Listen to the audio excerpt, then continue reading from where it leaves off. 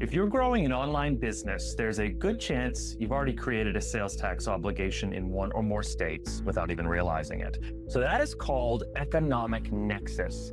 In 2018, the Supreme Court's Wayfair decision changed the rules for online sellers. Today, if you sell online and ship to customers in other states, you may have to register, collect, and file sales tax there once your sales cross that state's threshold, even if you don't have an office or employees there. So the problem is that most businesses don't realize they've crossed until it's too late. Maybe their platform alerts them, maybe their accountant catches it, or worse, the first sign is a notice from the state. So in this video, I'll explain how economic nexus works, the mistakes businesses commonly make, and what to do to stay compliant as you grow. So how do you know if you've crossed the line? Economic nexus isn't a single rule. Every state has its own thresholds, and that's where many businesses get caught off guard. First, the thresholds aren't the same everywhere. Many people assume the rule is always 100,000 in sales or 200 transactions. It isn't. California, Texas, and New York, they all use a 500,000 sales threshold. So several states have dropped the 200 transaction test altogether. And Connecticut and New York only create nexus when you meet both the sales and transaction thresholds. Second, not all revenue is treated the same. Some states count all revenue toward the threshold, including exempt and wholesale sales. Others only count taxable retail sales. For example, if you're a B2B business doing 150,000 and mostly exempt sales in Michigan, you've still created nexus because Michigan counts all sales toward the threshold, exempt or not. Third, marketplace sales usually count too. Even if Amazon or Etsy collects and remits the tax on those orders, the revenue still counts toward your threshold. So if you sell 70,000 through Shopify and 40,000 through Amazon in the same state, you've crossed a $100,000 threshold.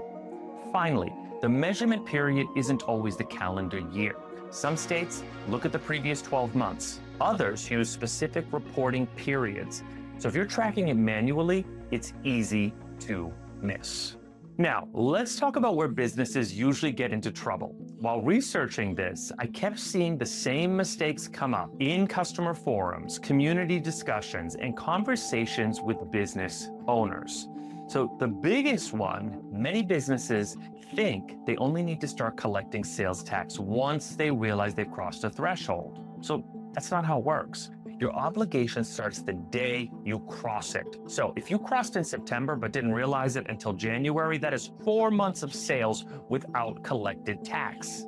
So that creates a real liability. Second, overlooking zero returns. So once you're registered, you generally have to file on schedule, even if you had no sales and didn't collect any sales tax. So missing a zero return can still trigger penalties, and once you're registered in several states, those add up fast.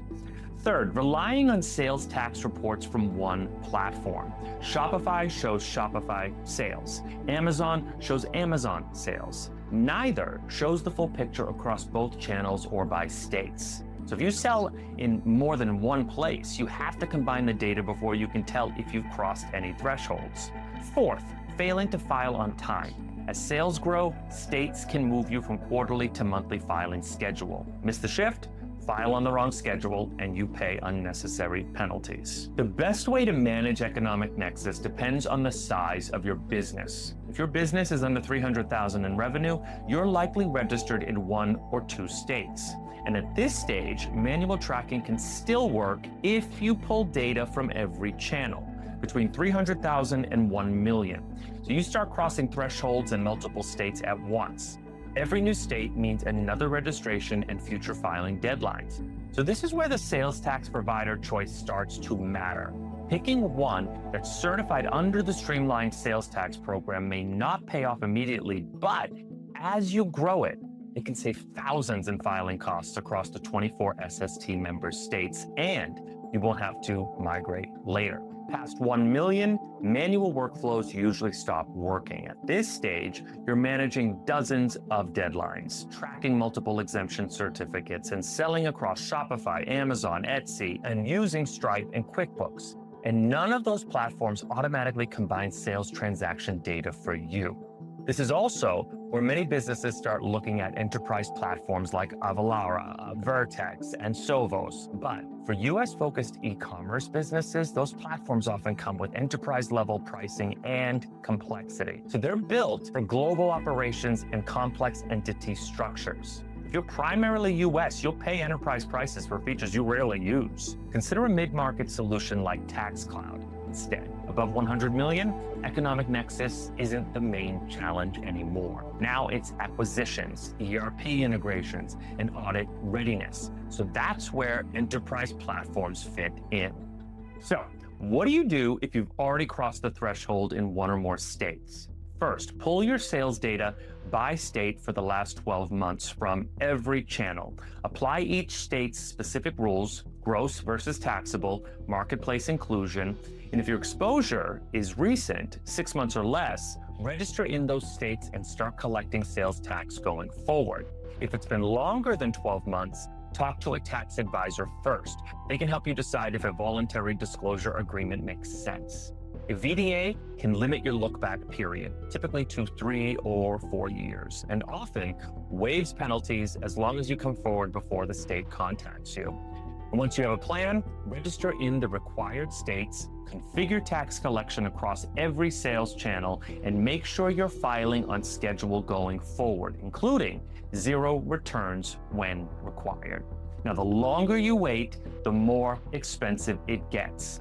Taxes compound, and a VDA window open today can close the moment the state reaches out first.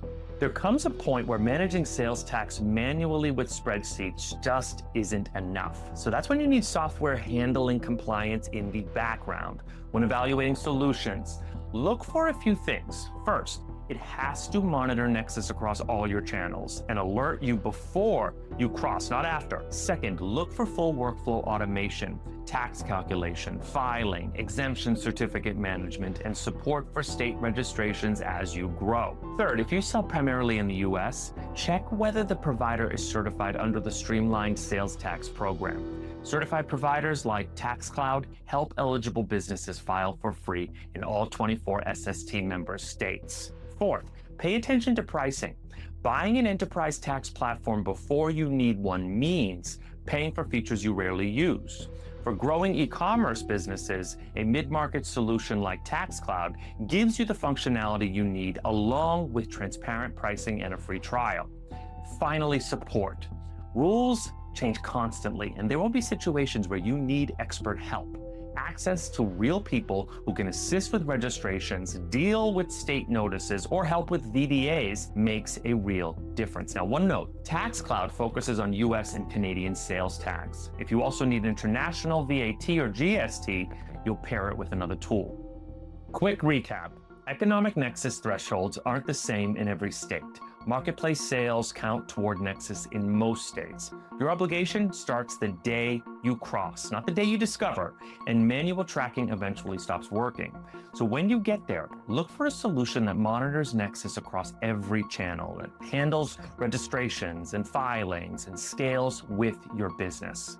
Full guide linked below, including a state-by-state Economic Nexus threshold chart.